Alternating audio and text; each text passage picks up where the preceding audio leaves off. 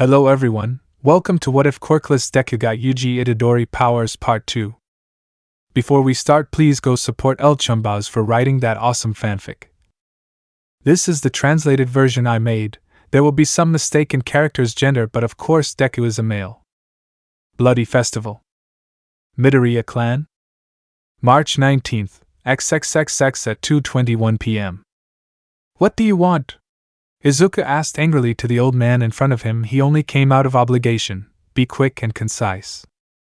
Have more respect for your leader, useless, answered another green-haired man next to Izuku. But what have you called us for, Mr. Leader? TCH, damn bootlicker, Izuku thought with disgust. I find it hard to believe that this is my family. Thank you for the words, Namor, the older man thanked, but today come to give him the news that the new leader Midoriya will be chosen. Could it be? The two Midoriyas thought, one surprised and the other happy.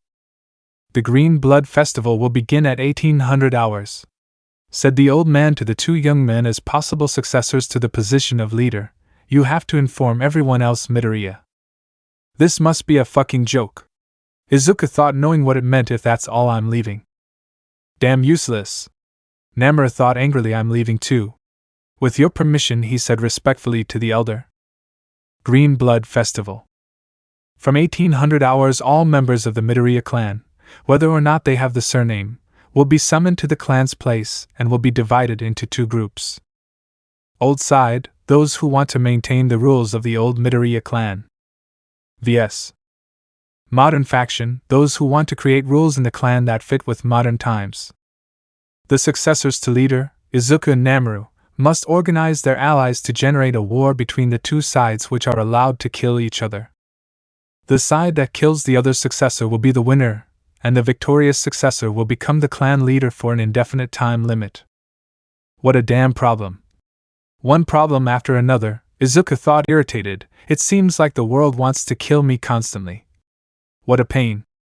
Hey, wait. We still have things to talk about, Namor said, stopping the other green-haired boy. What do you want? We have little time, you know? Izuku asked, annoyed. I know, but we still have to talk, Namor replied. Don't think I want to talk for fun with a failure like you, but we have to agree on where the festival will be held. Son of a. Well, I think I have a place where we can celebrate, Izuku said. The old Midoriya village. It's a bit far away, but it's a place where no one can interrupt us. Well, it's a good place, said Namor. Then it will be there, in the Midoriya village. The festival will be celebrated. So if that's all, I'm leaving, Izuku responded. To leave the place, I have to go with my side to the battlefield, and these people can die there, including my mother. I'm glad you all arrived on time, Izuku said like a leader to many people in front of him, because I have valuable information to give you. The leader of our clan, Raida Midoriya, has decided that the Green Blood Festival will begin today at 2000 hours. Izuku lied. A leader would not lie to his people, but a true leader would not send his people to certain death. The Green Blood Festival. Now? Said a Midoriya from the crowd. But with our leader we have victory assured. Another Midoriya spoke, but a younger one. It's time to show those conceited bastards what we're capable of, said another member of the clan. But remember, not everything falls on our leader, Izuku, said a green-haired girl next to Izuku. We as loyal subjects must fight to the death for the victory of our powerful leader. He will be the one who will give us a better clan. Long live Izuku, said one of the crowd excitedly. Long live Izuku, they all said in chorus. Kirari, you are definitely the perfect candidate to be my right hand, although you already are, Izuku thought while looking at the girl. The festival will take place in the ancient Midoriya village, located in the north and totally hidden from normal people. It will give us the freedom to fight with everything. So, get ready, because we will create a new clan for a bright future. We will show them that the real failures are those who do not adapt to the new times. For a bright future, they all said at once. Well, that's all. Prepare for the coming war, Izuku said. You can leave to get ready. When everything starts, Kirari will let you know. I trust you. Yes, they all said as they left one by one. Izuku, are you okay? Inko asked, going to her son's place. Can you command with those wounds? Yes, the wounds have already been healed, Izuku answered to reassure his mother. They are just scars. Are you sure you'll be okay like this? Asked an adult man arriving at the place. Mr. Okoto, it's nice to see you again, Izuku said, looking at the brown-haired man. And about the other thing, you don't have to worry about me. We must worry as much as possible about our leader, said Kirari, hugging Izuku from behind. Isn't that right? Leader. Stop being so weird. I'm ashamed to be your brother, said a green-haired boy with flame marks on his neck, arriving to separate the girl from Midoriya. Thanks, Taiku, Izuku thanked the newly arrived green-haired man. You're welcome. I apologize for my sister's behavior, Taiku apologized. You know how she is. You don't have to apologize. I already know her, Izuku said. But first we must concentrate to create a plan, said Okoto, to return to the main topic. I have a plan. I would like Kirari to tell the others, Izuku answered. The eldest Namura has a very powerful gift. The absorption of the potential dead. With each death that exists around him, Namura's physical abilities are multiplied by 2, being something that can accumulate every time he activates it. The only way to defeat him is to kill him first, Inko said as an idea, but his subjects will sacrifice themselves to protect him, giving him more power. Not to mention that with each loss we have, it will also make him stronger, said Okoto, knowing the potential of that Don. But my father, Hisashi Midoriya, before his death discovered that this quirk had a weakness, Izuku said, remembering his father. Although he could never say what that weakness was, Taiku said. But that means he has a weak point. Kirari mentioned determinedly, if he has a weak point, we will find it. And we will win. I know that my plan will not please many or perhaps anyone, said Izuku, confusing everyone more with each word, but I think it is the best way to combat that damn quirk. Izuku? What are you thinking? Inko asked, scared, expecting the worst. Don't even think about dying, Kirari said angrily, expecting the worst. You can't leave me a widow before the wedding. Don't think I'm going to kill myself, Izuku replied to reassure everyone, but I plan to fight everyone alone. You alone? The 4 asked, surprised. That's right, I think fighting alone will be the best, Izuku replied. I don't want to sacrifice lives in vain. Besides, I have many tricks up my sleeve. And I have one that will teach me the weakness we're looking for. What would that be? Taiku asked interestedly. It's a secret, Izuku answered, confusing the others. I'll just need you to be in the village at 8 p.m. in case something bad happens. I'll take care of the rest. Fine, just because it's you I'll let it slide, Kirari replied with a pout. This is more than justice or saving my side. This is a damn revenge, Izuku thought as he left the place. Midoriya Village. March 19th, XXXX at 6 p.m. Are you alone? Don't even your people trust a failure like you? A subject mocked, seeing the green-haired man alone with a katana and gloves. I'm like a coward like Namuru. I alone can win over all of you, Izuku said with hatred. And well, who wants to die first? How dare you mock the leader, Namuru said, an angry subject, a failure like you.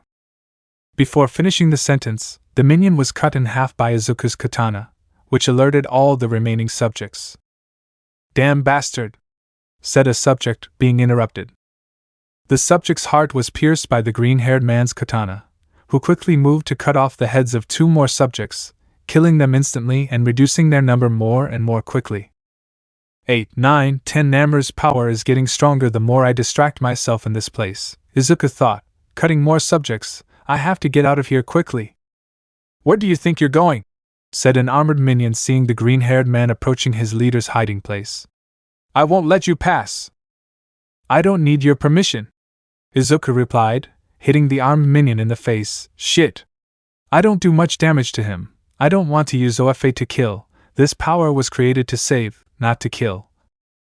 The armored minion launched himself to hit the green-haired man, throwing a punch in the direction of Izuku's face, who managed to dodge and, reinforcing his body with cursed energy, counterattacked the minion by cutting off his arm to launch a stab to the heart. I want to avoid using cursed energy on these guys. I also want to strengthen my celestial restriction that I have set aside. Izuku thought to see that they had surrounded him. Fine. I want to finish this quickly. Come on, useless ones. 2 minions launched themselves to attack the green-haired man from behind. Izuku, thanks to his enhanced senses, launched a kick behind him, hitting the head of one of the minions who was attacking him, while the other one hit the green-haired man in the stomach but ended up missing and hitting one of his companions. What? Where did he go? Asked the alerted subject. That's none of your business, Izuku responded, and then cut the minion in half. With the cursed speech, I could end this in an instant. But I'll need that ritual later, using it now would be a waste. Die! Shouted another subject. Izuku effortlessly cut off the minion's head and left, trying to get to the other Midoriya's place, being interrupted by two more henchmen. Get out of my way, Izuku said to hit one of them. Breath of the wind, said a subject with a katana from which gusts of green wind came out. A breath? They are hunters? Izuku thought, surprised. Fourth stance, dust storm, said the hunter. Several cuts in different directions were generated like gusts of green wind. The green-haired man had to use cursed energy to dodge the cut in time.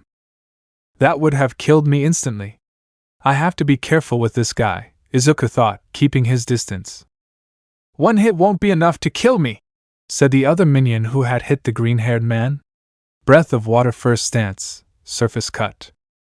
Waves were generated from the hunter's sword, enhancing the force of the cut, which Izuku could not completely dodge, resulting in a cut on his back. Shit, I got distracted, Izuku cursed mentally. Breath of the wind / water, said the two hunters, preparing their next attack, third posture. Trees swinging in the mountain air / third posture, dance of the currents. A lethal combination that was launched towards Izuku. Multiple wind cuts were generated near the green-haired man, generating a cyclone around him, so that immediately currents of water generated cuts in blind spots of the green-haired man, who could only cover his vital points while reinforcing his body with cursed energy. They are very synchronized. I must break that synchronization, Izuku thought to hit the ground, breaking it. The two hunters, trying to regain their balance, were surprised by a punch from the green-haired man, who hit them both at the same time. Ag. Brother, called the water breath hunter, let's take the position again. They're fast, Izuku thought as he watched them regroup in seconds. Hey, what are your names? Huh? What do you want to know for? Said the wind hunter suspiciously. Because they are strong, Izuku answered honestly. Even though they are from the side I hate, that does not stop me from recognizing their strength and mastery with the sword. And what makes you think we're going to tell you? Said the water hunter without trusting the green-haired boy. I am Ryu Hayakawa, answered the wind hunter. Brother, it is not good to talk to the enemy, reproached the water hunter. He will be our enemy, yes, but he is also a worthy warrior, Ryu responded without looking at his brother. Now introduce yourself. Well, I'm Zen Hayakawa, said the hunter without a choice. It will be a pleasure to fight against you, honorable warriors, said Izuku looking at the hunters in front of him. It is a shame that this will be the last time we see each other. We will show why Namor chose us, said Zen before attacking the green-haired boy. Breath of water, 8th stance, Waterfall Lake. The water hunter launched a vertical slash while the katana released currents until forming a waterfall. Izuku, seeing the attack, decided to dodge it by moving back. Breath of the wind, 2nd stance, Purifying Wind Claws, Ryu said at Izuku's side. 4 wind cuts were generated from the hunter's sword towards the green-haired man, who defended himself with his katana, which could not withstand the power of that attack, breaking instantly. Heh, Izuku smiled, confusing the wind hunter, total concentration breathing. With the katana broken, Izuku generated small superficial cuts to the hunter at a speed in which he could not even react. Should I increase my speed? Thought Ryu, distancing himself from the green-haired man. I'll stop the bleeding with total concentration breathing. In the blink of an eye, the green-haired man disappeared from the sight of the two hunters, reappearing in front of Zen, who received a blow to the stomach, knocking the wind out of him and instantly grabbing him by the clothes to throw him away from the battlefield. I need to separate them. One has the perfect attack with great speed while the other has a good defense and perfect counterattack for almost everything, Izuku thought to see his opponent, who was alone. Or at least that's what Tanjiro told me about the breath of water. Ryu decided to attack the green-haired man with his katana, trying to cut Midoriya, failing thanks to the new speed of this one. Shit, he's faster than before. I must attack him with another stance, thought Ryu to prepare a new attack. Breath of the wind, 8th stance, first gale cut. At a speed greater than before, Ryu launched himself into an attack, making a giant circular cut that caught the green-haired man off guard. Receiving cuts from various angles, these being deeper than the ones before. He gained explosive strength in a short time. Incredible! Izuku thought excitedly as he walked away from the hunter. Huh? And this? The green-haired man's body had been covered in green rays. The OFA had been activated unconsciously. No one activated it, and the green-haired man knew who he was or who he was. You are not alone, Ninth. I thought this was already clear, bearers. Izuku spoke mentally to his predecessors. This fight is only mine, Izuku said, deactivating his quirk. And we set our positions. We are all against your attitude, answered as Spirit Nana Shimura. Maybe they're right. Maybe I don't deserve the Ofe. But I've finished this once and for all. And I'll do it with my own hands, Izuku said to the seventh. Breath of the Wind Ryu was preparing the next attack. You are blinded by anger, Ninth, said the first calmly. We are against a senseless slaughter. We are not against you. We want to know. Ninth posture, dangerous typhoon. The hunter concluded his technique by jumping. In the air currents generated by the hunter's katana cut the surroundings and parts of the green-haired man's clothing, who narrowly dodged the attack. I think I'm understanding how the breath of the wind works, Izuku thought, ignoring the words of the first bearer. Breath of water, Zen said, taking the green-haired boy by surprise. 10th stance, the dragon of change. Shit! Izuku cursed mentally as he saw the attack. Zen launched himself to attack the green-haired boy while his katana released streams of water forming a dragon. Midoriya dodged the first attack, but he didn't know that this technique was more than just a cut. I just need more spins, Zen thought, to do a rotation and get more strength. The green-haired boy, seeing the power of the attack, moved further away from the hunter, climbing onto a roof. Midoriya did not expect a surprise attack from the other hunter. Breath of the Wind first stance. Dust Whirlwind, said Ryu to launch his attack on the surprised green-haired boy. The hunter charged at Izuku surrounded by a whirlwind of cuts, heading at top speed towards Midoriya, who dodged with a great jump. What destructive power! Izuku thought, seeing the destruction caused by the attack. In the air, Izuku was unprotected, something that Zen did not waste by attacking from behind the green-haired man to direct the cut of the 10th position on Midoriya's neck. Die! Zen said as a final shout to launch the cut. How interesting, he used the breath of the wind as a distraction, Izuku thought, watching the attack. Breath of the water 4th stance. Tidal strike. Izuku's broken sword sent streams of water out of it, which collided with Zen's water dragon, causing the two to apply all their strength. All this time I have ignored that my physical strength has improved. I always concentrated on OFA, that wasted my potential, Izuku thought, exerting more force. I exploited all my potential. The strength of Zen's 10th stance was surpassed by Izuku's brute force, who broke the hunter's kanata. This has to be a joke. He can still increase his strength? Thought Zen, surprised. No, that's not all. He just copied the water breath just by looking at it. Certainly, Izuku was able to imitate water breath without prior training. But he had the knowledge of all the postures thanks to Tanjiro, who told him about this breath. He had not trained any posture, but he did study them all. Izuku wasn't a prodigy for nothing. Even though they didn't know it, that condemned them. You have nothing new to show me anymore, Izuku said, hitting the water hunter's stomach. Die. Zen, Ryu said to get between the two. Breath of the Wind 6th stance. Black Smoke Storm. A vertical slash generated a powerful whirlwind which Izuku effortlessly dodged. You and I have a lot to talk about, Izuku said to the Wind Hunter, but we don't need the weak. It's a clan rule. Do you know that? If the weak are not necessary, why are you here? Ryu replied defiantly. Have you forgotten? Your nickname in the clan. The biggest failure of the Midoriya clan. Just like your father. You're dead. Damn bastard, Izuku said furiously. The green-haired boy disappeared from the sight of the two hunters at an abnormal speed and reappeared behind Zen to hit him and throw him away. He's separating us again, thought Ryu, seeing the green-haired man in front of him. He's a damn monster. Breath of. Before doing his technique, he was interrupted by an annoyed Izuku who hit him in the face, for a followed combo of blows that landed on the hunter's body with brutal force and relentless fury.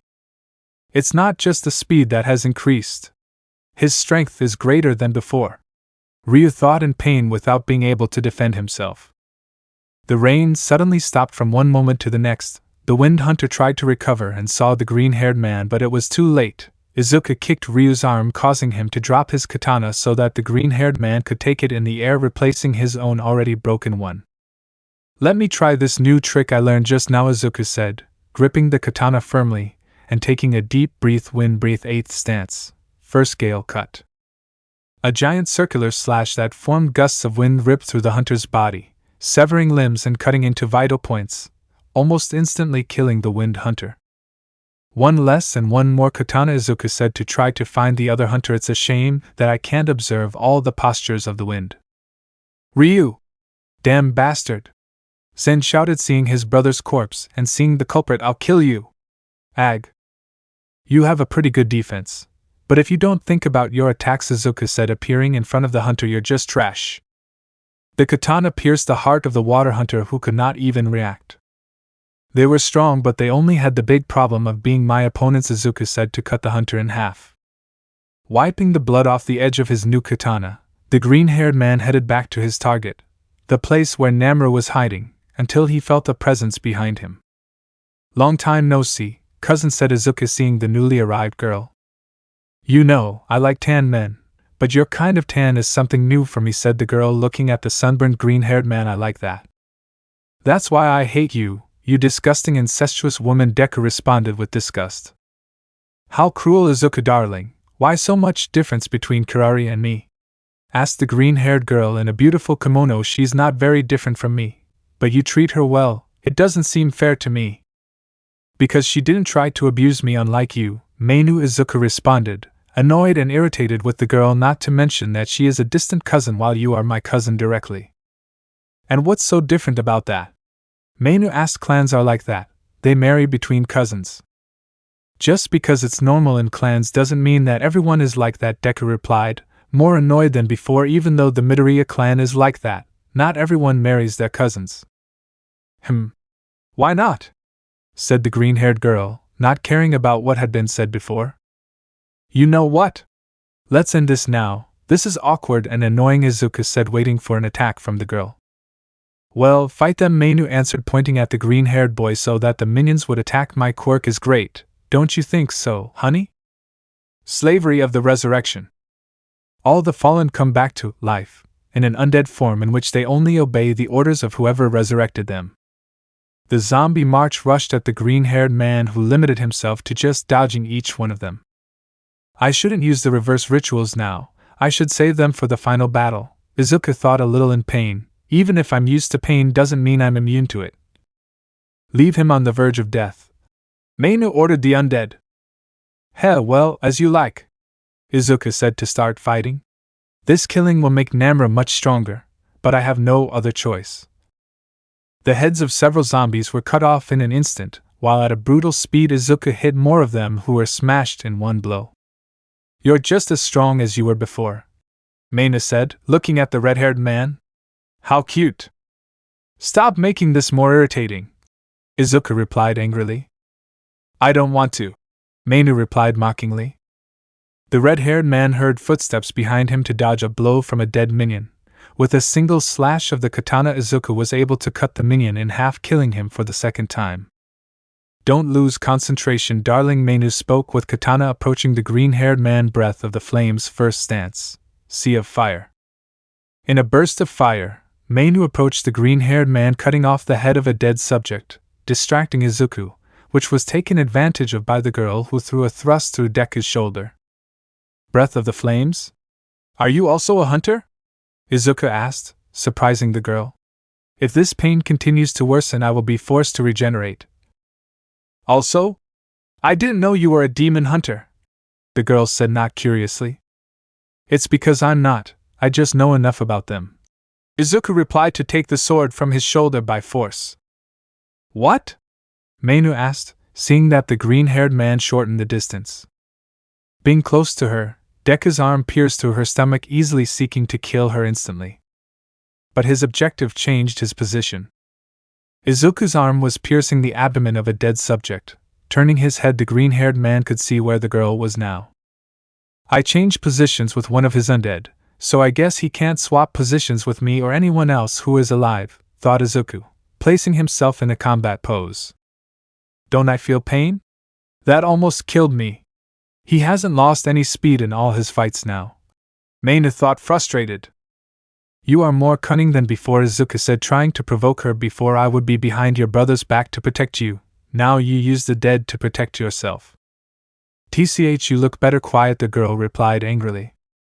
The green-haired man, tired of waiting for an attack, launched himself into the attack, launching a slash which hit a dead minion because Mainu had changed positions again, but Deku did not stop and decided to cut all the minions first. Shit! He's going to kill them all, so I can't change. The girl thought, seeing the new massacre that the green-haired man was doing. I have to stop him. But if I get closer for a second, I know I'll be dead instantly, so what do I do? The green-haired man was cutting down the revived subjects as quickly as possible. Although his hero's side was feeling guilty, his other side was more than happy and thirsty for more blood. 45, 48, 52, 55, Izuku mentally counted all the subjects he was killing. There should only be a little more than 20 left. Well then, Maina said, fleeing to a specific rooftop. Eat, slaves! The undead listened to their master's orders and obeyed the order, and headed at great speed in her direction, followed by Izuku, who managed to kill only 2 before everyone gathered together. What is he planning? I don't know, but I can't stop to think about it, thought Deku as he headed off to kill the subjects who were with his mistress. Brother! The girl shouted, giving the signal. The roof they were on was completely destroyed, causing them all to fall into the temple, where beneath them were soldiers who were crushed by the debris from the roof. Was this planned? How many more does he plan to sacrifice? Izuku thought, seeing all the spilled blood. The green-haired man landed without problems while the girl was caught in the air by a guy in a combat kimono, and this guy said some words that the green-haired man knew all too well. Zoka. Are you serious? Izuku asked himself as he watched the corpses explode into blue energy. Flashback. 10 years ago. Midoriya clan?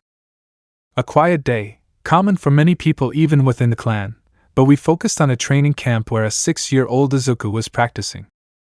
1, 2, 1, 2, said a little Izuku, hitting the air with his small fists. This is awkward. That girl hasn't stopped looking at me, thought a look at him thanks to his enhanced senses. Izuku! Come on, 100 more hits! Said a rather loud trainer. With that speed it will take you a century. Come on, let's go faster. Those born without powers, life was unfair to them. Izuku was no exception. He was just a child and without a quirk, but even so he had to do 250 hits at 6 years old while the others only 15. But Izuku did it without complaining, despite how unfair that treatment was. It's okay, Deku replied, slightly increasing the speed of his blows. They don't even try to hide their mockery. The little boy thought, listening to the insults of the other little ones. Just because he didn't show himself angry doesn't mean he wasn't. He was aware of the mockery and contempt directed at him behind his back. But I couldn't do anything about it. Just put up with it. Ready, sensei, said Izuku, stopping punching the air. All right. Let's start the next training, said the instructor, taking out wooden swords for all the little ones. All right, everyone take one. Everyone took one until there was none left, and Izuku didn't have a sword. But nobody cared, not even the instructor. Or maybe there was someone who cared. But he didn't dare say it. Your next training is weapon handling. Let's start with some wooden swords, said the instructor. First I will take out 2 students to fight. Izuku and Namru, you come, he called the aforementioned, ignoring the age difference. One 6 years old, and the other 9 years old. Yes/okay, both Midoriyas answered. You two have a friendly fight, said the instructor, not caring about the fact that Izuku didn't have a weapon. Fine, start whenever you want. Wait, sensei, said a nervous girl. Izuku doesn't have a wooden sword. TCH, well, you're right, said the instructor angrily. You, Kirari, give your sword to the giftless one. Oh, okay, the girl answered nervously. Here, she said, handing the sword to the Deku. Thank you, Izuku thanked, confused that someone cared about him. She's the girl who was looking at me, Later I'll ask her why she's doing it. Now yes. Begin. The instructor gave the signal to begin the battle. With or without a sword you are just a failure, you have to accept it, Izuku, Namura said arrogantly to throw a weak slash at the green-haired boy. Izuku easily dodged the slash to hit Namura's hands with his sword and make him drop his sword, then immediately launched a slash into the other Midoriya's ribs to leave him very sore. Enough! The instructor stepped between the two to end the fight. His talent was completely ignored. Today's training is over. You can go home or whatever, said the instructor who left first. Am I done? But he didn't even let me do anything, Izuku thought, because he was ignored almost the entire class since. Hey, I have a question, said a nervous Kurari approaching the green-haired boy. Huh? Which one? Izuku said, watching the girl tremble from nerves. Why didn't you complain when the teacher didn't let you have a sword? Kurari asked. It would simply be useless. He wouldn't listen to me, Izuku responded. From experience, you're new, right? Why, yes, I've only been here for 2 weeks, Kurari responded nervously. That explains why you helped me, Izuku said to himself, confusing the girl. I'm a quirkless, I'm a useless. Why? Kurari asked innocently, surprising the green-haired boy. I saw how you defeated the best in the class. His name was Namuru? She said, a little embarrassed. But if you achieved that, why do they call you a failure? For not having a power, Izuku explained. But you didn't need a power to beat him, the girl countered, surprising Deku even more. To me, you're great. Am I great? I don't think so, Izuku said, not very convinced. I'm weak. I only won because I took a small advantage. For me, you are very strong, Kurari said, less nervous than before. You faced him, as if you were not afraid of anything. You could have gotten hurt, but you still fought. As if I weren't afraid of anything. Those words echoed in the green-haired boy's little mind. It was the first time someone had flattered him. That they are not your mother or father. End of flashback. Midoriya Village. March 19th, XXXX at 7:30 p.m. As if I weren't afraid of anything. Those words came back to Izuku's mind. You're wrong, I am afraid of something, Izuku thought, watching as the other Midoriya released a blue aura, and that's why I will fight with it today. We will finally put an end to this. Damn failure, Namura said with hatred. Today I will eliminate the worst stain on the Midoriya clan. The Midoriya of the old side went to hit Izuku in the stomach, but he dodged it in time to try to kick Namura's face, failing as he stepped back, avoiding the kick. I can still see his attacks. That means he didn't manage to absorb all the dead, Izuku thought while keeping his distance. No, he's just warming up. Namuru increased his speed to hit the green-haired man's rib and send him crashing into a wall. Shit!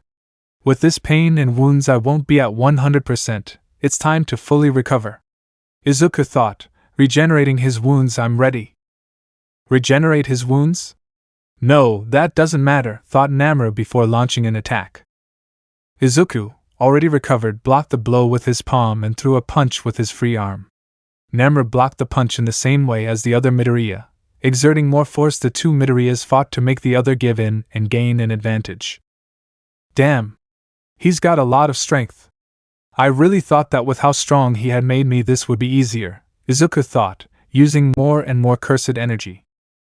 Deku took advantage of the moment to launch a kick to the abdomen of the other green-haired man, causing him to writhe in pain and then receive a punch in the face courtesy of Izuku, who did not stop and lashed out with a shower of punches which were blocked by the arms of the other Midoriya. Heh. So either of them have shown their best, right? Namura asked while blocking the blows. Why the rush? This is the warm-up, Izuku said. Deku giving the last blow with more force that pushed Namura a few meters from where he was thanks to the force of the blow. True, I suppose that is one of the few things we can agree on. Namura replied, stretching a little. But I'm afraid the warm-up ends now. Although I must first get rid of the obstacles. What? Mainu asked as she watched her brother disappear. Would you die for me? Namura asked, piercing the girl's stomach from behind. What a good answer. Herman, no? The girl asked very weakly. Zoka conjured his Namura gift to absorb more dead people, including the girl. With this I have already absorbed approximately 30, and I know perfectly well that there are more outside. Although I never liked her, was it necessary to kill your family? Izuku asked, not very surprised. I never considered her my sister, she was just another pawn in the crowd, Namura responded, wiping the blood from his arm. Well, shall we continue? Sounds perfect to me, Izuku said, looking at the other green-haired boy. The real fight was about to begin. Is a rivalry about to end? I got stronger, yes, but that was the OFA, it was never my physical strength, Izuku thought, getting into a fighting stance. It's time to increase my physical strength. Namura slowly approached Izuku, who decided to do the same. Being close to the other, they threw a punch, colliding and generating a small air current. Namura threw a kick which was narrowly dodged. Izuku chose to send a left punch to the other green-haired man's face. Predictable, Namura said, pushing the blow with his palm. How about taking a tour of the village? He asked mockingly. Namura then hit Izuku in the stomach and sent him breaking through a wall, going outside, where the green-haired boy quickly recovered from the previous blow. I have the sword left over. I'll keep it for now. Rika, take this, Izuku said, to put the katana in the vortex created by the curse. I still have the gloves left. I just have to find the perfect moment. Isn't it pretty outside? Namura asked, arriving where Izuku was. It's a good place for your grave, don't you think? Heh. Maybe it's yours, because I don't plan on losing. Izuku responded to the green-haired boy's mockery. Sacred artifact. Deku was interrupted as he had to dodge a kick from Namura. Seeing the other green-haired boy unprotected by the attack, Izuku decided to counterattack by hitting the other's abdomen. It seems that I won't have time to do it, Izuku thought, watching as the other quickly recovered. Rabbit stampede. Hundreds of shadows transformed into small but many rabbits, confusing Namura, who was quickly surrounded by several rabbits who formed a copulation of them. Where did these rabbits come from? Did Izuku also make a deal with him? Namura wondered until he heard some words. Sacred artifact, oscillates and vibrates. Izuku tried to conjure but was interrupted again. The copulation of rabbits was dispersed by a blow from Namura, who did not want to know what would happen if Izuku finished the spell. Quickly the older Midoriya launched himself to hit the face of the other green-haired man, hitting the blow and pushing him a little away. TCH, it seems that I won't have it easy, Izuku thought, wiping the blood from his lip. The bearers just watched in silence. Izuku lunged at the other green-haired boy to hit Namura's rib, who did not defend himself and only launched another more powerful blow at the younger Midoriya. Deku could only try to reduce the damage by increasing the cursed energy in his body, but was still sent into a wall. Maximum elephant, Izuku incantated, joining his hands together to resemble the head of an elephant. Now what new trick is it? Namura asked in the air to see the summoned Shikigami. The pink elephant was summoned completely so that it instantly disappeared, while the shadows headed to Deku's hands, who placed his palms together similar to an arrow, positioning them in the direction of the older green-haired man. Perforating current. A jet of pressurized water shot out of Izuku's palms towards Namura, who was unable to dodge the attack in time due to the speed of the attack, and it pierced his left shoulder. How fast? Was he saving all these tricks for now? Thought Namura, annoyed. TCH. Hey, did you also make a deal with him? With him? Also? Who do you mean by him, exactly? Izuku asked, confused and distrustful of the question. Don't play dumb, it's impossible for you to have a gift overnight, especially when you were born without one, Namura said, irritated for not hearing the answer. I mean all for one. What? Izuku said, surprised and annoyed upon hearing that name. The carriers reacted in the same way as the ninth. From your reaction, it tells me that you know him, Namura spoke, although I imagine I'm wrong. It seems that you hate him. That bastard. So you work with him? Izuku said angrily. The bearers are boiling with anger.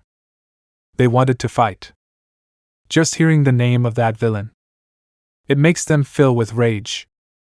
Something like that. We don't work, but we have an agreement, explained Namura. We give them humans with good gifts, and he gives us gnomes, he said with a disinterested tone of voice. But that doesn't answer my question. How did you get a gift out of nowhere? Mimicry. That's my ritual technique. It allows me to copy any gift or other rituals just by ingesting a little of their DNA, Izuku explained. I'm telling you because today won't be long. You'll see that it won't be like that, Namura responded defiantly.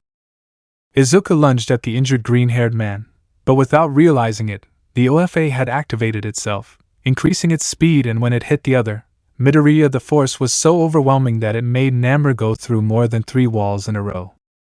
Shit! Not only is he faster than before, but he's also stronger, thought Namor, quite sore, barely getting up Zoka. At the moment of activating his Gift 8, corpses near him glowed blue before exploding.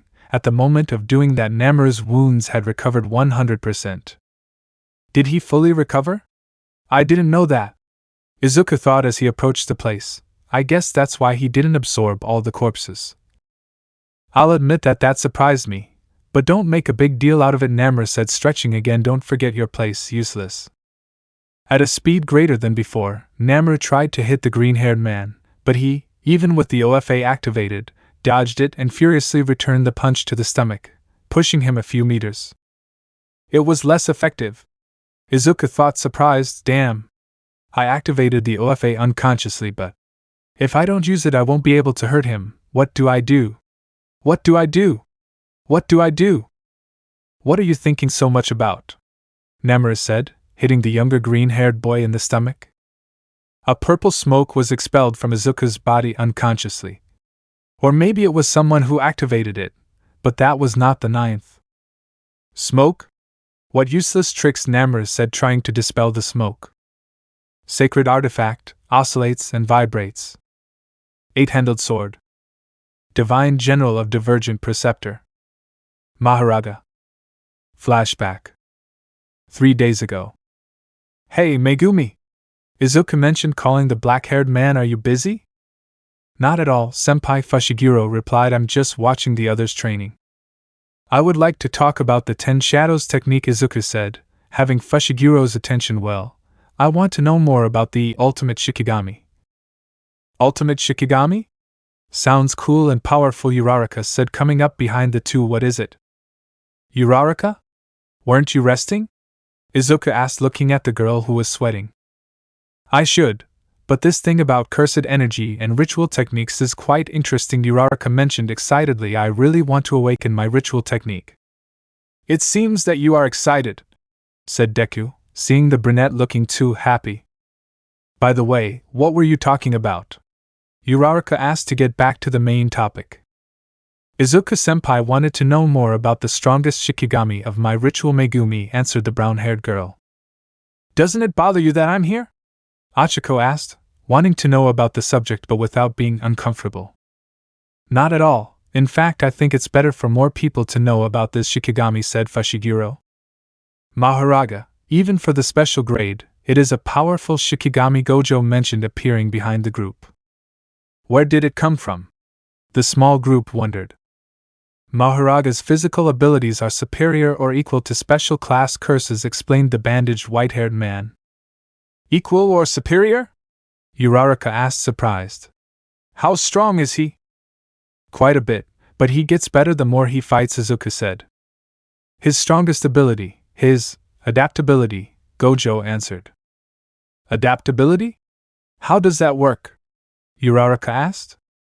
Whenever Maharaga is affected by a phenomenon or attack, the 8-handled wheel, which is located above his head, will spin. Megumi explained. Every time the wheel turns, Maharaga will adapt to the phenomenon or attack, said Gojo. Each time he adapts, he will be able to counter an attack or be immune to it. Can you become immune to an attack? Uraraka asked in shock. Even to Gojo-sensei's infinity?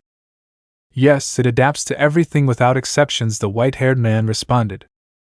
So how do you defeat that? Uraraka asked. That is why Maharaga was never tamed or exorcised, said Megumi. Any Zenin who has had the technique of the 10 Shadows can summon Maharaga in a purification ritual. Has no one tamed Maharaga?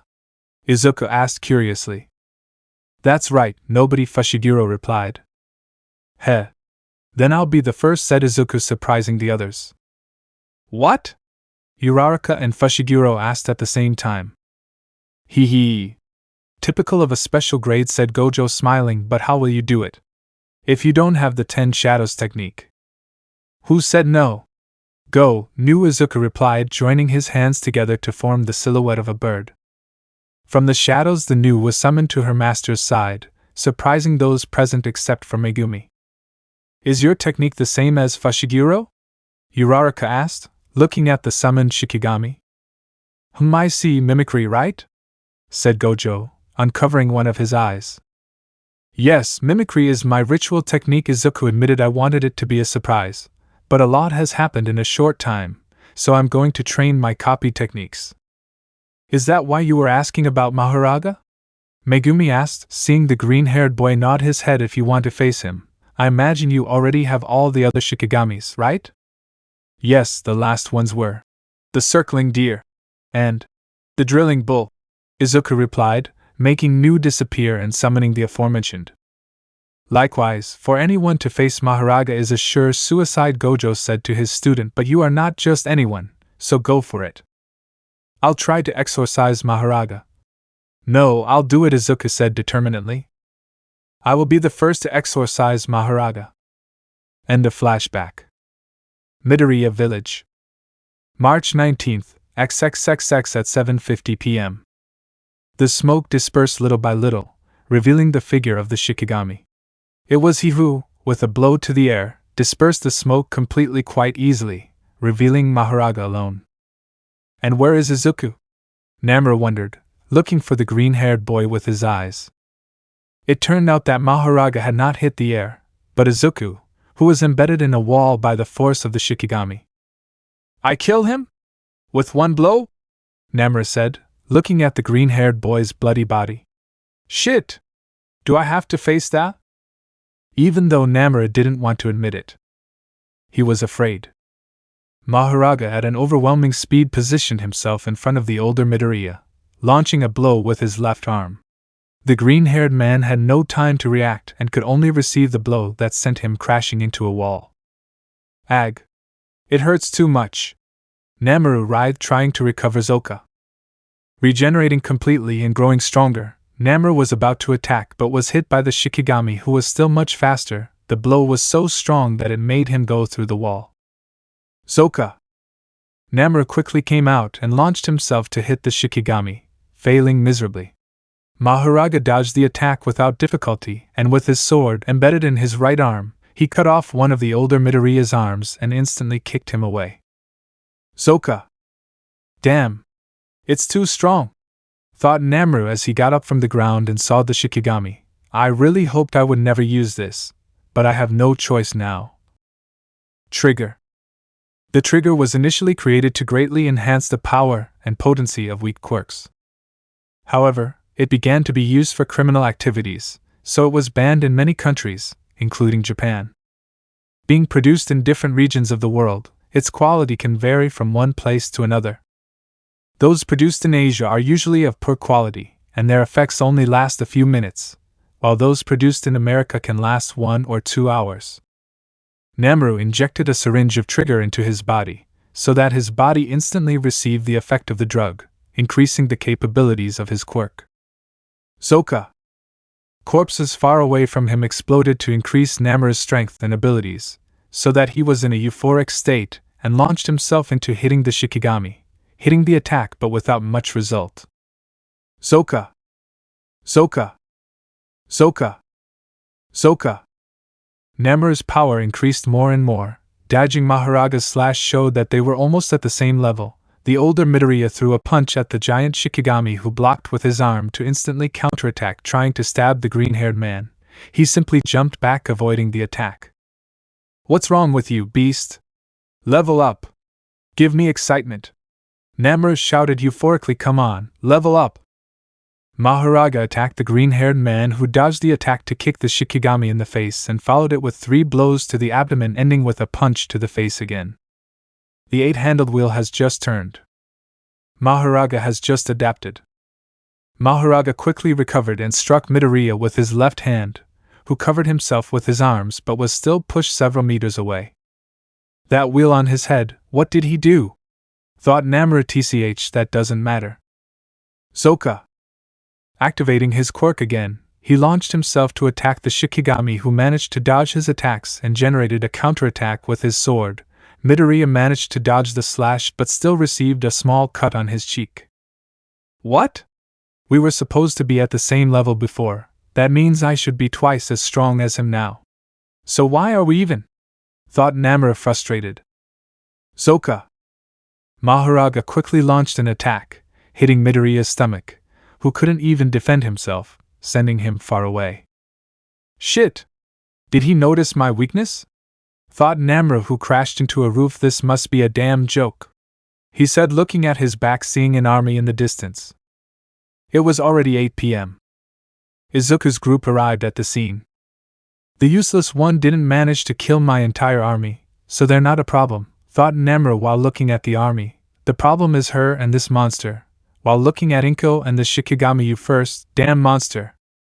Looks like Izuku saved us some work, Inko said, looking at the corpses near the entrance.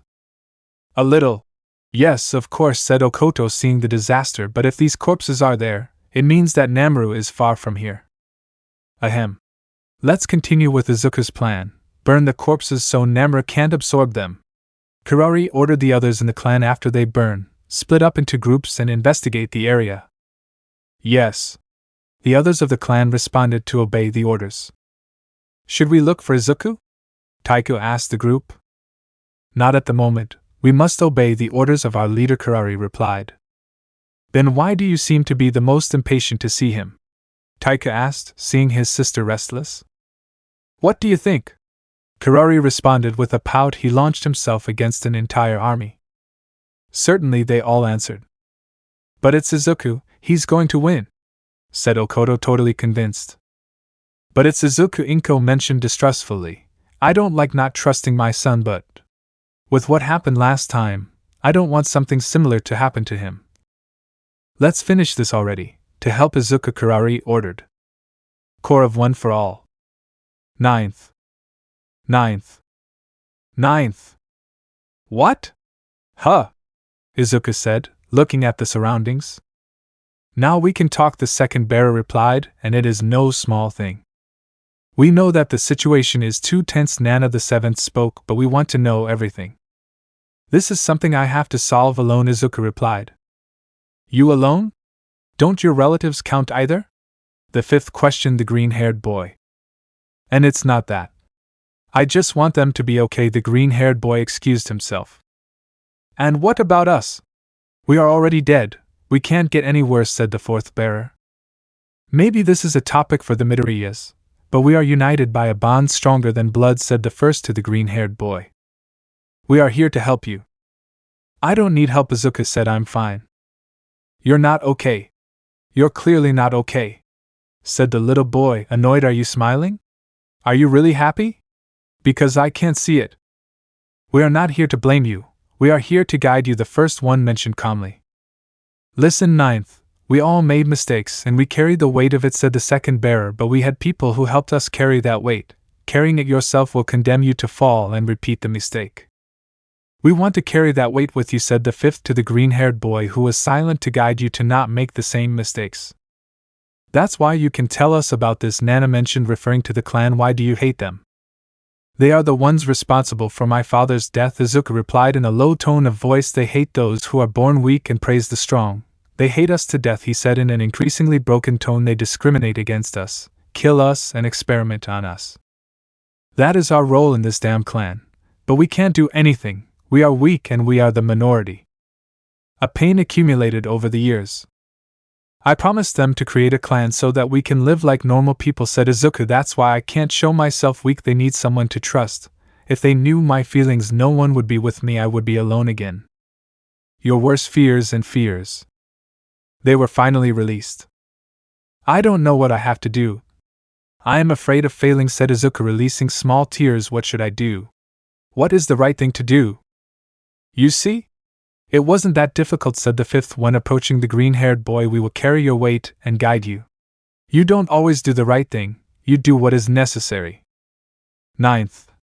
No, Izuku the seventh corrected herself as she approached the boy. Listen to us, the first one mentioned, doing the same as the previous ones. You are not alone. Do you know why? Because we are here. Thank you. Thank you. Hearing those words calms me down, Izuku thought, shedding more tears. The chains were broken. One for all is finally complete. Heavenly restriction complemented the gift. There are no limits anymore. Midoriya Village.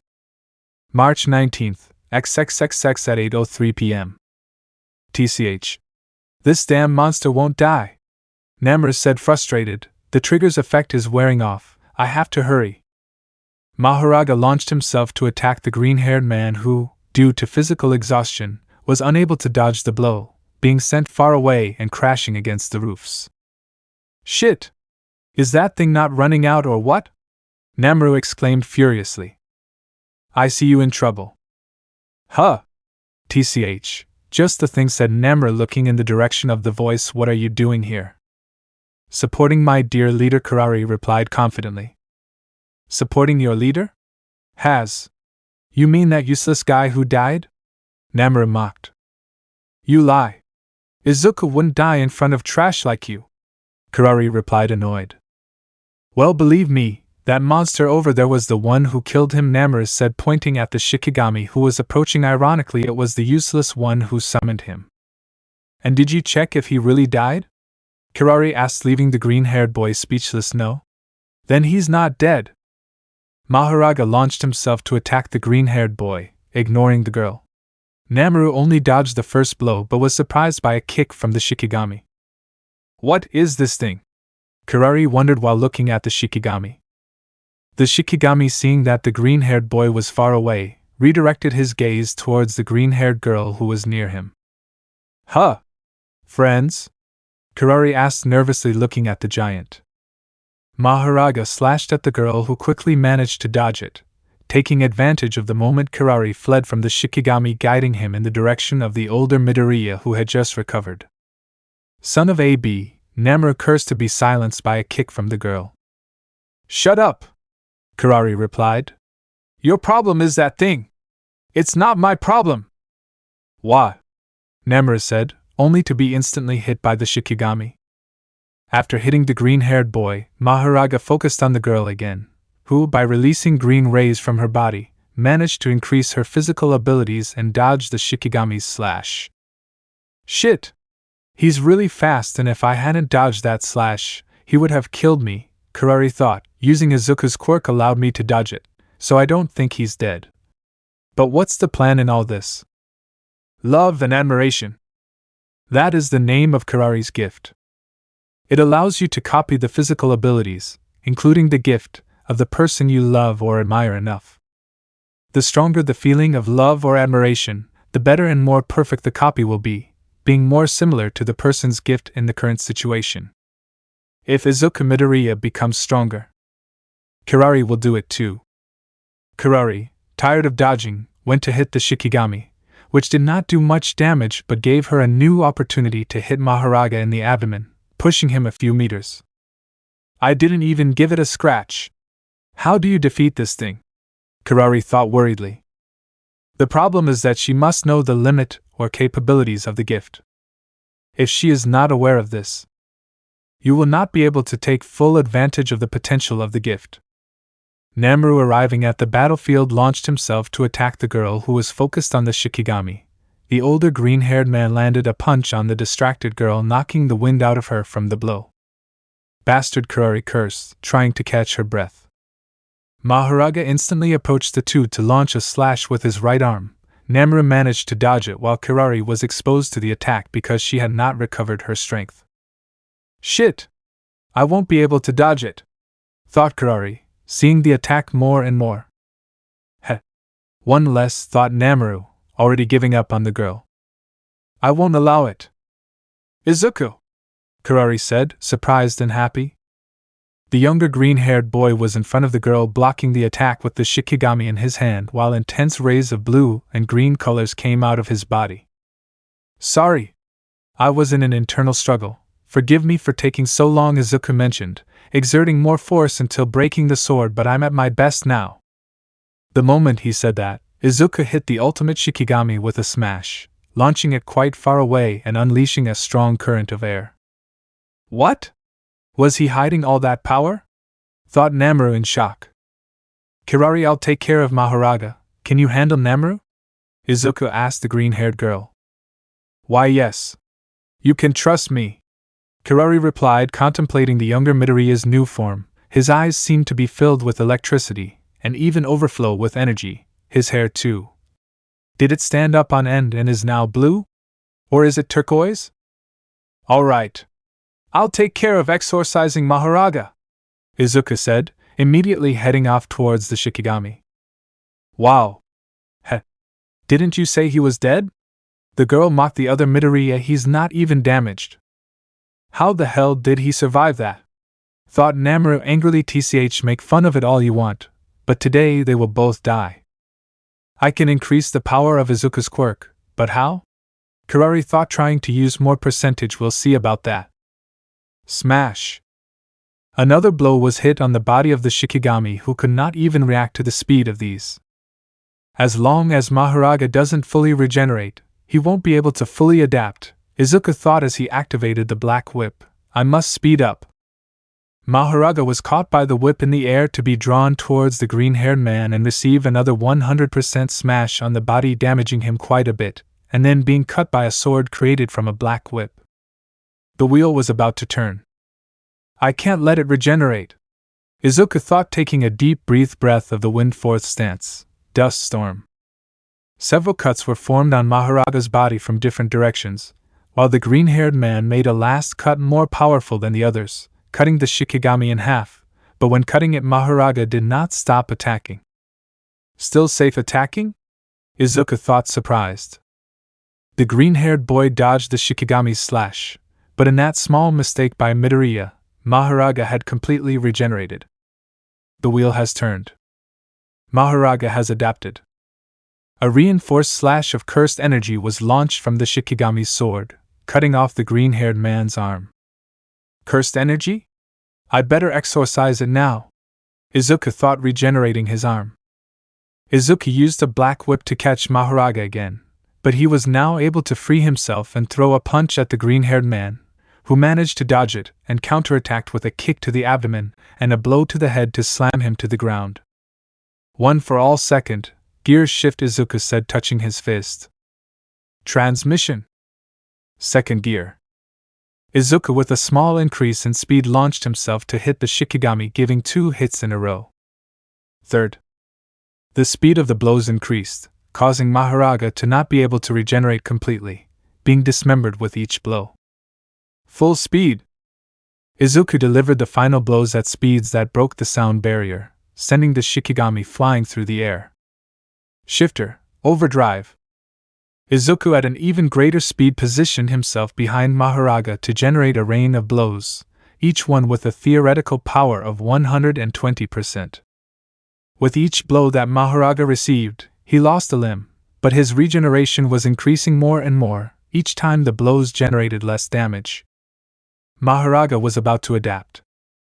Izuku was aware of this and was preparing an attack that eliminated him in one hit. The ninth has repeated the same movement quite a bit in a short time. Fa Jin was at his peak. Izuku's 2 fists turned different colors. The right fist was made of blue energy while the left was covered in red energy. The combination of a blue and red. The 2 fists collided with the Shikigami's body at the same time. They generate a purple. Mahoraga had been exorcised. A beautiful purple glow completely covered the ancient village that was now part of an unparalleled massacre among the Midoriya. A beautiful full moon night that will be bathed in blood. Was that Izuku? Namoro asked, shocked, looking in the direction of the flash. Wow! You were so impressed that you called him by his name, Kirari said, making fun of the older Midoriya. Shut up, woman, Namoro responded, annoyed with the girl's Zoka. Namoro had used his gift. But there are no dead people nearby. The girl launched herself at hitting the older Midoriya, landing a blow to the stomach and pushing him a few meters by force. Shit, because of the trigger I'm weaker now. Thought Namor, frustrated. It doesn't matter, I still have a trick up my sleeve. Huh? He's running away now? Kirari thought, seeing that the green-haired boy was running away. Hey, come back here, coward. The war had begun. Corpses of the sides were left on the ground while the exorcisers fought with gifts and swords. Inko, help here, said Okoto, who was struggling. Dozens of subjects from the opposing side were imbued with a blue aura and were instantly lifted into the sky and immediately fell from a fairly great height, dying from the great fall. "Burn the corpses immediately!" Inko ordered the others. There should be more than 400 soldiers and Izuku probably killed more than 80 or 100 of them. "Wow! You've improved," Okoto said, impressed by the green-haired girl's skills. "Thank you." Inko was about to respond but was interrupted by a loud bang. "We meet again, Inko-chan."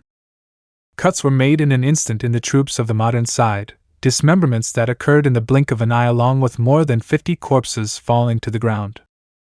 "What's wrong? You don't look happy to see me," said the new fighter mockingly. "Why is that?"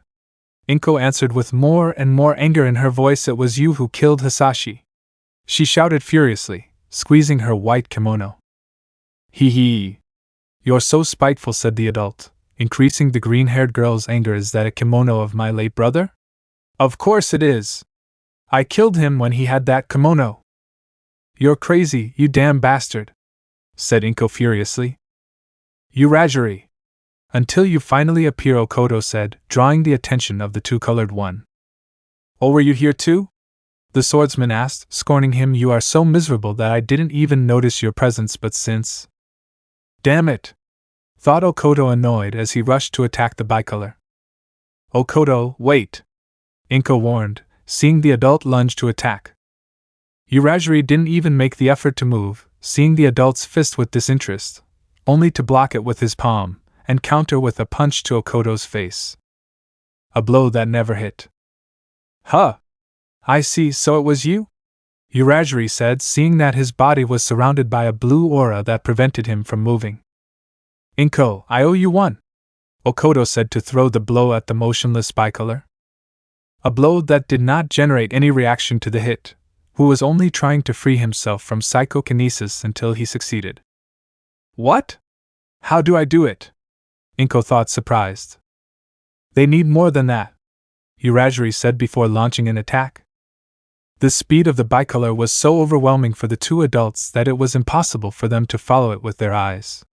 Uragiri positioned himself behind the adult to give him a blow that slammed him to the ground, making him bounce and immediately receive a kick that sent him crashing into some nearby houses. Mentioned the bicolor to launch himself to hit the green-haired girl. "Force field, slow," Inko conjured by activating her quirk in an area near her. Uragiri was about to hit Inko, but his speed was drastically reduced to the point that the green-haired girl managed to dodge the attack despite the short distance between them, so that instantly the adult using her quirk completely stopped the bicolor, leaving him exposed to a punch from the green-haired girl, moving him away a few meters. The field had been deactivated. "Nice hit, it really hurt," Uragiri said with a bit of surprise. Even in her prime as a hero, her hits were never that big of a deal. "What's different about this one now?" "Seeing my son train day after day to the maximum motivated me to train again," said Inko while a blue energy in the form of flames came out of her body. "I want to be with Izuku when he is a professional hero and fight alongside him. That's why today will be the day of your death." "What a beautiful dream!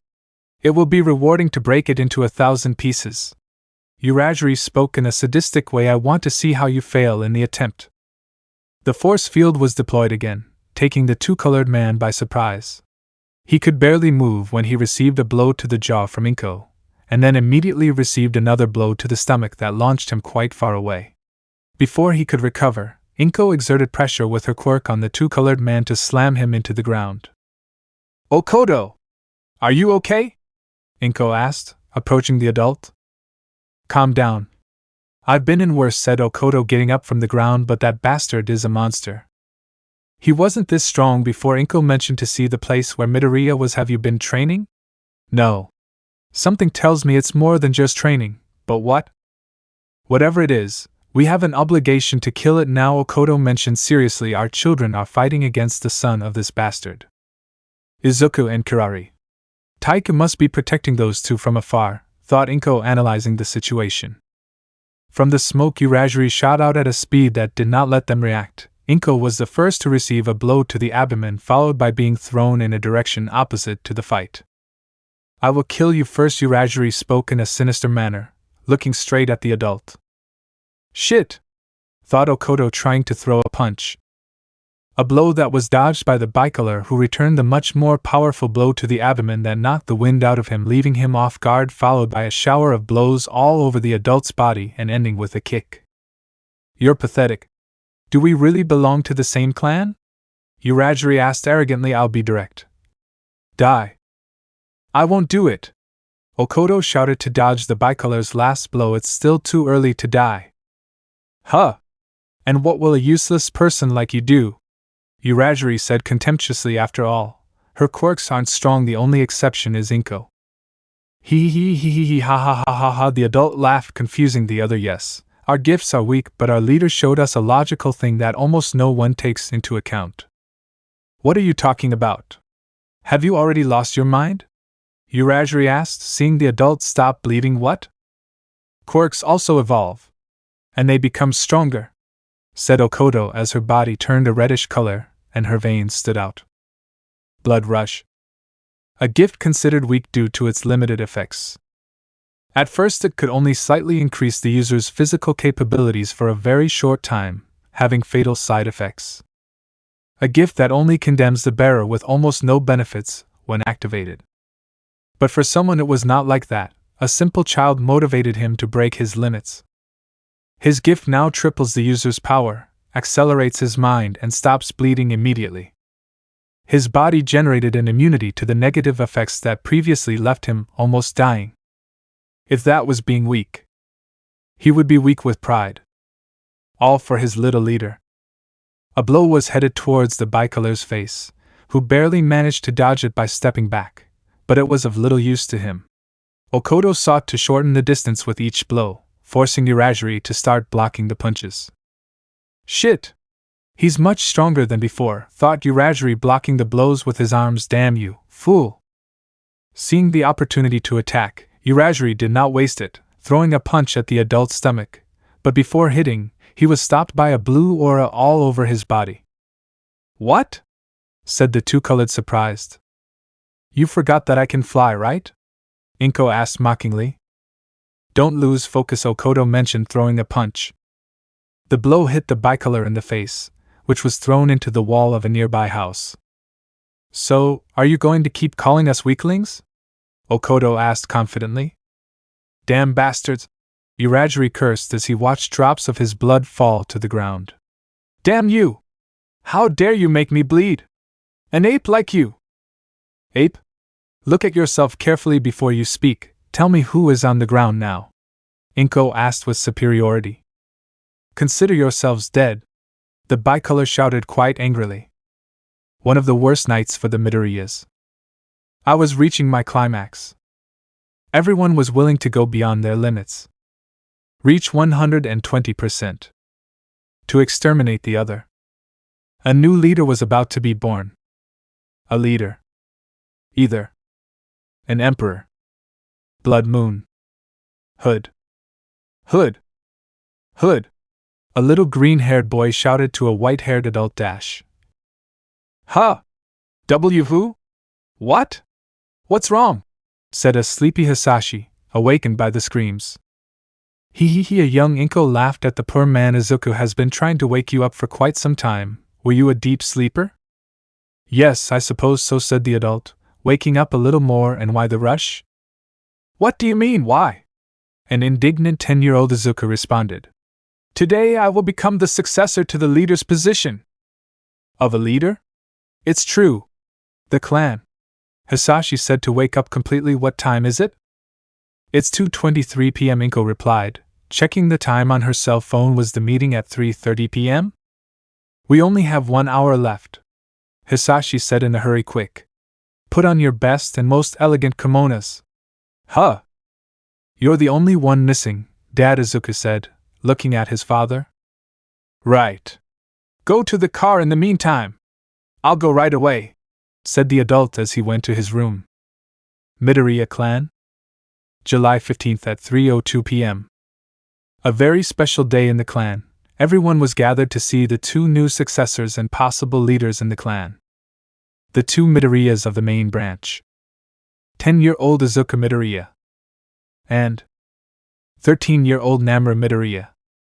Ahem. Listen up, everyone, now! Shouted an old man who was in the center of everyone. Okay, are we all here? No one answered, but the silence showed the old man that everything was in order. That's good, then let's start this, said the old man, walking in front of everyone. His mere presence commanded respect. Despite being an old man with years of experience, he was not the most competent person in his position as leader.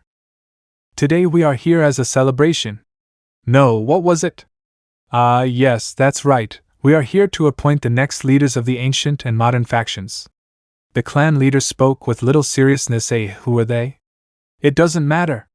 Whoever they are, let them both move to the front. Yes. As you wished, Sir Leader. The two Midoriyas responded, taking steps forward and being face to face with the clan leader. You are? You are all brats. The old man mocked, not taking them seriously. Can you really take the position of possible leader? Of course I do, Izuku mentioned decisively. Of course, Namru answered in the same way as the younger one. So, are you ready for the challenges of the great leader? The old man asked the two Midoriyas.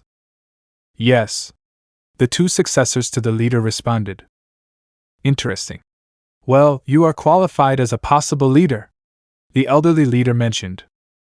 Do I really have to do this? Izuku thought, looking at his blood-stained hands. You killed without hesitation. You are definitely a complete Midoriya, said the old leader proudly. You are worthy of being a possible leader. Hey! Ag, damn it, Izuku said, waking up in pain. My body hurts a lot, it's true.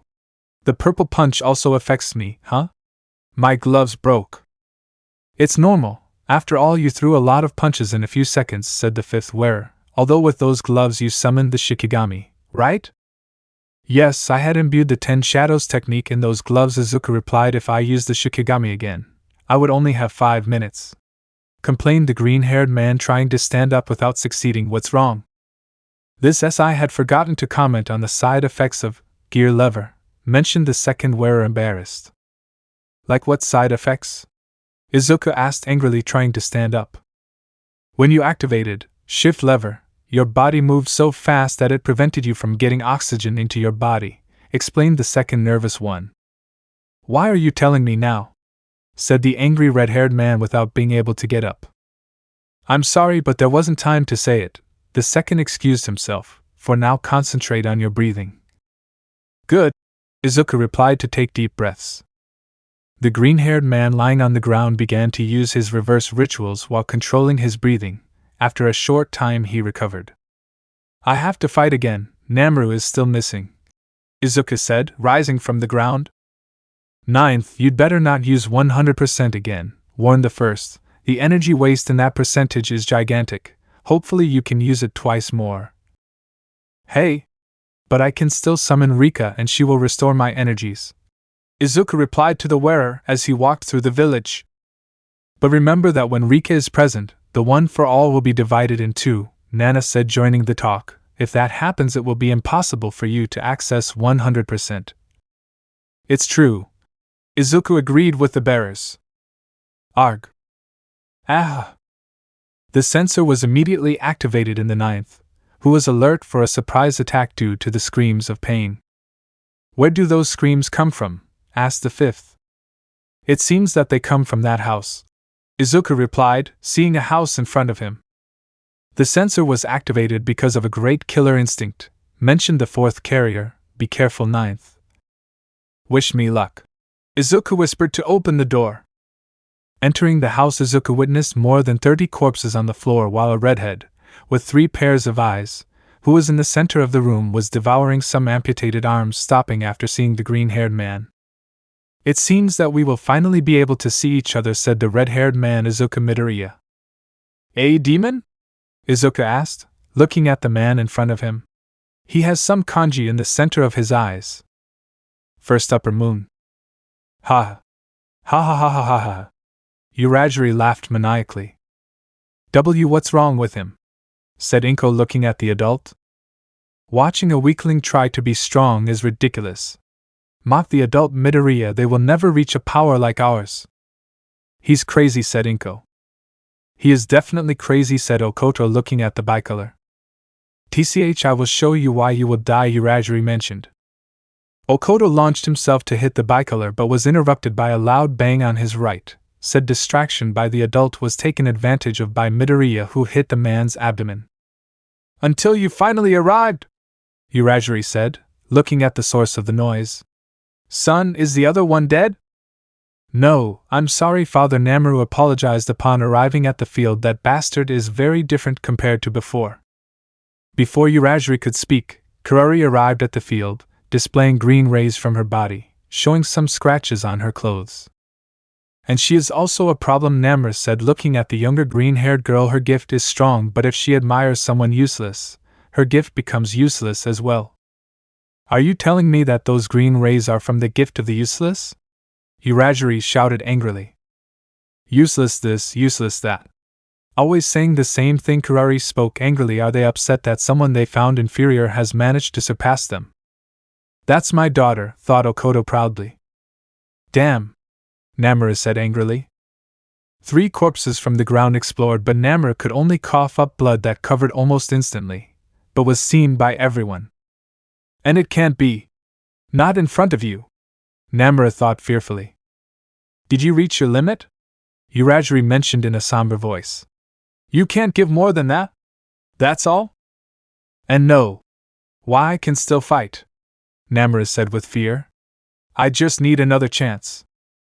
Kill the useless one and I won't discard you," the elder Midoriya ordered angrily. "Why, yes. As you order, sir," said Namura to fix his gaze on the younger red-haired girl. "Are you afraid?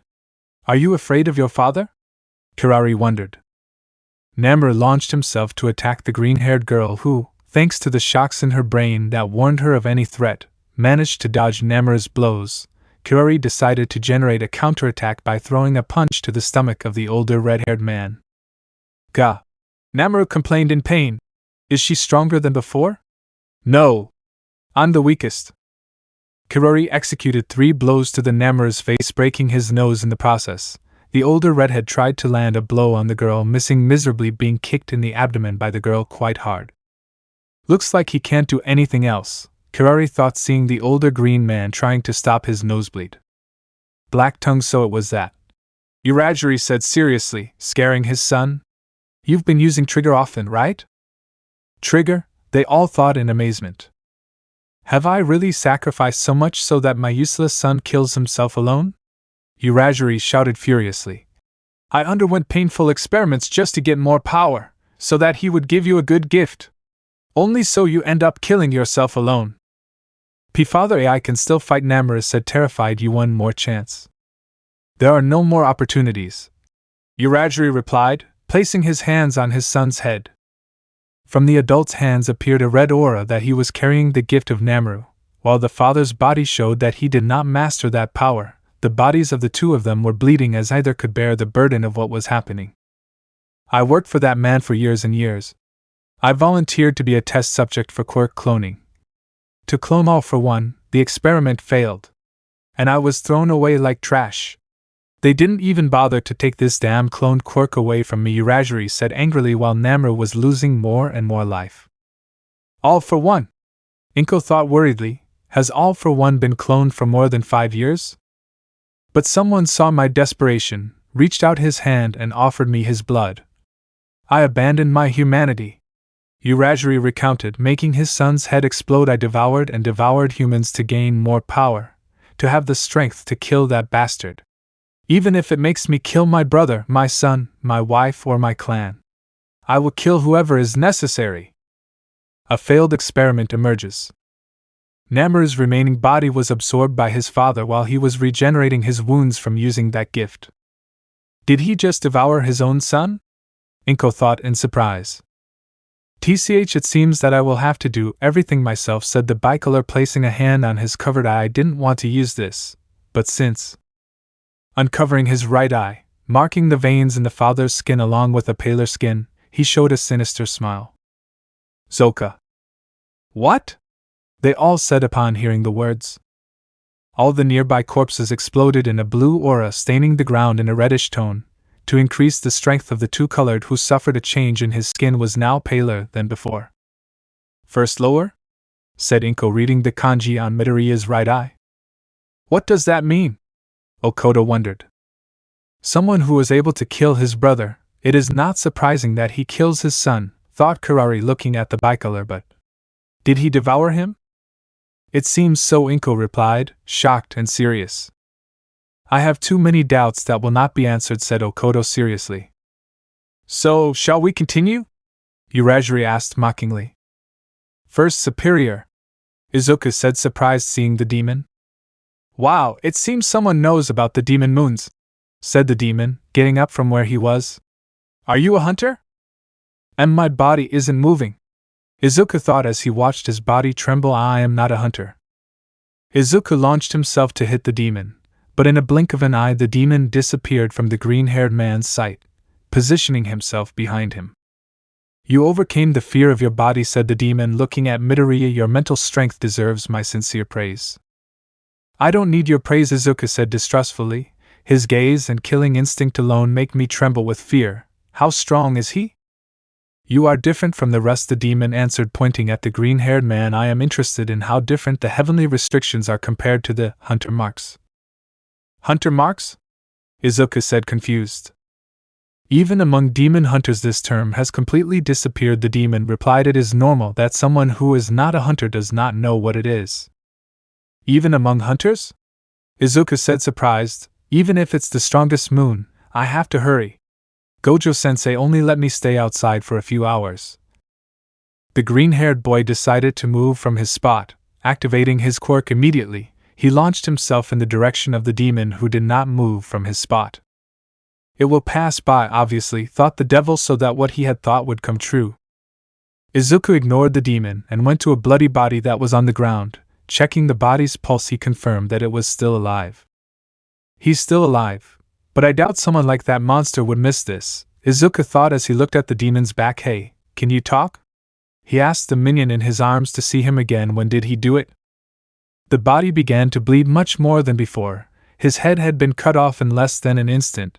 The demon turned his head in the direction of the green-haired man. Don't take your eyes off your opponent, said the first superior. It's a basic rule in the art of the sword. If you don't, you can die in less than a second. Was it faster than 70% of the OFA? Izuku thought, surprised, releasing the corpse from his arms. I want to see how far you can go, said the demon threateningly. By the way, my name is Kokoshibo. The sensor was activated. Izuku, alerted by the fourth gift, managed to dodge a vertical slash from the demon, who did not draw his sword, and even in that way the ground was completely cut. I cut the ground even with the katana in its sheath, thought Izuku, who jumped back. If I receive one of those cuts, I could die instantly. I will use 80%. A purple smoke was produced from the green-haired man's body, surprising the demon, who managed to dodge a black whip a few centimeters from his head. Immediately, Izuku launched a blow from the demon's back. I see, so you're going to use all your power, said the Kokoshibo, seeing that the green-haired boy was emitting more intense rays. I should unsheath my sword. Otherwise it would be very rude of me. First form, Dark Moon Night Shrin. The green-haired man's right arm was cut off by the demon's horizontal slash, who kept an attentive gaze on the next move. Moon Breath? Demons can also use breaths? Not only that, that cut was imbued with cursed energy. Izuku thought, tearing part of his clothes to stop the bleeding. I need to save energy and use the reverse rituals as a last resort. Aren't you going to regenerate your wounds? Kokoshibo asked, looking at the green-haired boy. Interesting, but... Izuku, after stopping the bleeding from his arm, launched himself to attack the demon, who blocked the attack with his right arm, and with his left he made a cut from below, cutting off the remaining arm of the younger Midoriya and also damaging his eye. There is no point in fighting me in that state, Kokoshibo finished speaking to make one last attack.